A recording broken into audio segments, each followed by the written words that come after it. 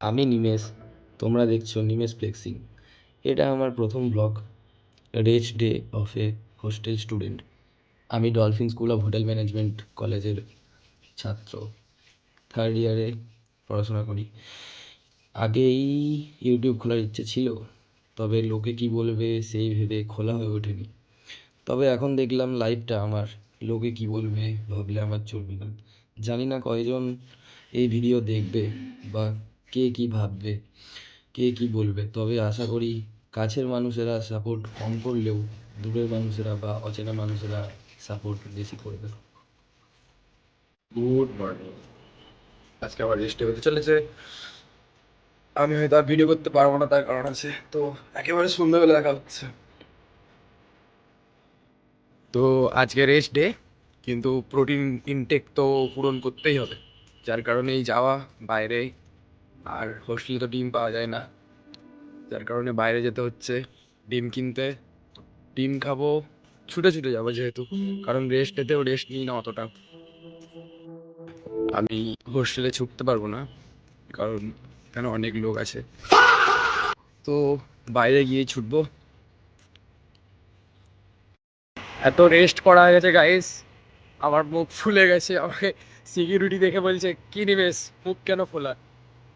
এত রেস্ট নিয়েছি, এত শুয়েছি সারাদিন, মুখ ফুলে আছে। চলো একটু ছোটা যাক।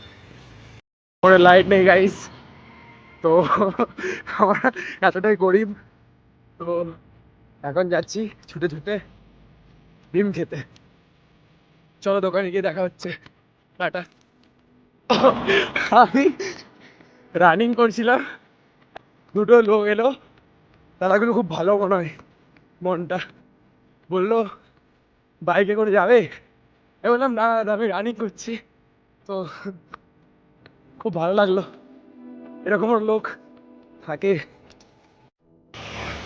প্রায় 1.5 কিলোমিটার পর ডিমের দোকান সামনে পেয়ে গেছি। চলো ডিম কিনা যাক। হ্যাঁ, বিরিয়ানির দোকান। আমি এই বিরিয়ানির দোকান থেকে রোজ ডিম কিনি। এই দাদা এত ভালো বিরিয়ানি করে, 100 টাকায় বলার মতো না। আর আমার সাথে এত ভালো ব্যবহার, মানে আশা করা যায় না। আমার শরীর ভালো রাখার জন্যে বিরিয়ানি রোজ খাওয়া হয় না, কিন্তু ডিম রোজ কেনা হয়। বডি বিল্ডিংটা যে আমার জন্য কতটা কঠিন তার প্রমাণ হলো আজকে দুপুরে চিকেন হয়েছিল হোস্টেলে। রাতে কোনো কিছুই থাকবে না, আর অনলি দুটো ডিম, রাতে তো নিরামিষ। দিনে এত কম প্রোটিন ইনটেক করে, এত স্ট্রাগল করে শরীরচর্চা করাটা যে আমার জন্য কতটা হার্ড, ওইটা নিয়েই বলছিলাম, বাট অন ক্যামেরায় বলতে পারিনি অতটা গুছিয়ে। তো আমি যে হোস্টেলে অনেকদিন ছিলাম না, তার কারণে বাদামটাও নিয়ে যাবো আজকে। সে বাদাম কিনবো, আর বাদামটাও রেখে দিতে হবে, বাদাম শেষ। দোকানে দেখতে পাচ্ছ অনেক ভিড়। কোথায় আছে?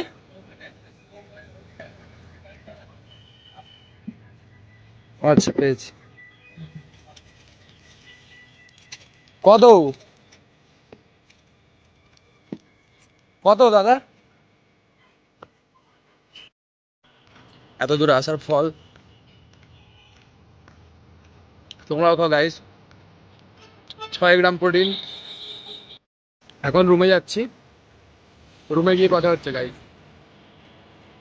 রুমে গিয়ে দেখা হচ্ছে। তো রুমে যাওয়ার পথে এই কলা দেখতে পাওয়া, তো ওখান থেকে কলা কেনা। কলার টাকা না দিয়েই চলে আসছিলাম, তো তারপর আমাকে ডেকে বললো দাদা পয়সাটা। চক্করে টাকা দিইনি, চলে আসছিলাম। চলে এসেছি হোস্টেলে, চলো হোস্টেলে যাওয়া যাক, ভেতরে গিয়ে দেখা হচ্ছে। তো রুমে ফিরে এলাম, এখন 10 টাকার কটা কলা পেয়েছি সেটা দেখার পালা।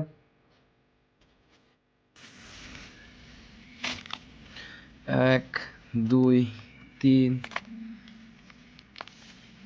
4, 5, 6, 7, 8, 9, 10, 11, 12, 13। 13টা, আমি খেয়েছি দুটো, 14, 15। আর আমাদের যে গার্ড মানে দীপুদা, সে খেয়েছে একটা। 16টা কলা আমি পেয়েছিলাম আজকে 10 টাকায়। 16টা কলা গাইস। জিম করি, বাদাম খাই এবং ছেলেটা এসছে আমার বাদাম চুরি করে খেতে, কি বলবে বলো? দেখো যাইনি, দাঁড়িয়ে আছে, আমি কোথাও রাখবো বাদামটা, দেখবে দিয়ে পরে পরে খাবে। যা না ভাই। এখন যাচ্ছি খেতে, চল। তো আমি বলেইছিলাম আমার জন্য আমার প্যাশন বা আমার হবি যাই বলো, শরীরচর্চা করাটা কতটা কঠিন এটা দেখেই বুঝতে পারবে। কারণ সকালে 3 পিস চিকেন হয়েছিল, আর রাতে এই বাঁধাকপির তরকারি আর ডাল। ডাল খেয়েই আমাকে আমার প্রোটিন ইনটেক পূরণ করতে হয় গাইস। ভাত খাওয়ার পর দেখি এরা ব্যাডমিন্টন খেলছে, তো আমিও এসে একটা ম্যাচ খেললাম। আর এই হলো আজকে বডি কন্ডিশন, দেখে নাও আজকে ডাল ভাত খেয়ে কতটা বডি হয়েছে। তো আজকের মতো আমার রেস্টে এইটুকুই ছিল। স্টে টিউন, নেক্সট ভিডিওতে তোমরা কি জানতে চাও কমেন্ট করে জানিও। বাই।